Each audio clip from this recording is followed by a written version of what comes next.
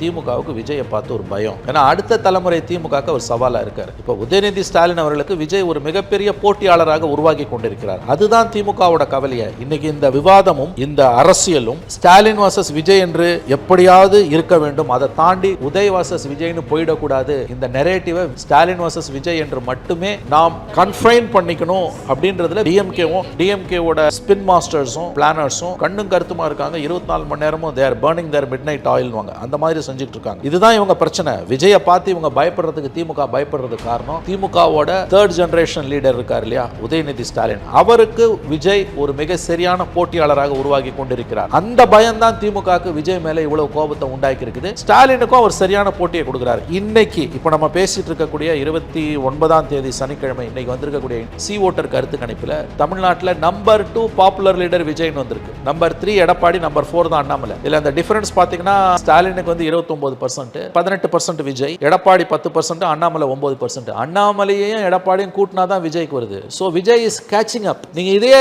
ஸ்டாலினுக்கு பதிலாக உதயநிதி வாசு விஜய்னா தலைகீழ போயிடும். இது திமுகவுக்கு தெரியும். திமுகவுக்கு ஏன் இவ்வளவு பயம், இவ்வளவு நடுக்கம் விஜயை பார்த்துனா, அவர் திமுகவோட அடுத்த தலைமுறை தலைவர் யாரு? ஆப்வியஸ்லி உதயநிதி. உதயநிதிக்கு விஜய் ஒரு சீரியஸ் சேலஞ்சரா இன்னைக்கு உருவெடுத்துட்டார். அந்த கோபம் தான் இன்னைக்கு இவ்வளவு தூரம் விஜயை பார்த்து திமுக பதறதுக்கான, பயப்படுறதுக்கான, நடுங்கிறதுக்கான காரணம் நான் புரிந்து கொள்கிறேன். கரெக்டாக ஒரு நரேட்டிவ் செட் பண்ணிட்டு போயிட்டாங்க. டிஎம்கே விசஸ் டிவிகே தான் இருக்கும் அப்படிங்கிற மாதிரி ஒரு நரேட்டிவ் செட் பண்ணிட்டு போயிட்டாங்க. அப்போ வாட் அபவுட் ஏடிஎம்கேனா, இத்தனை வருஷமா வந்து டிஎம்கே விசஸ் ஏடிஎம்கேன்னு தான் வந்து தமிழக அரசியல் இயங்கிட்டு இருக்கு. அப்படிங்கிறப்ப இந்த நரேட்டிவ் நீங்கள் எப்படி பார்க்குறீங்க? இந்த நரேட்டிவை சீரியஸாக எடுத்துக்காதீங்க.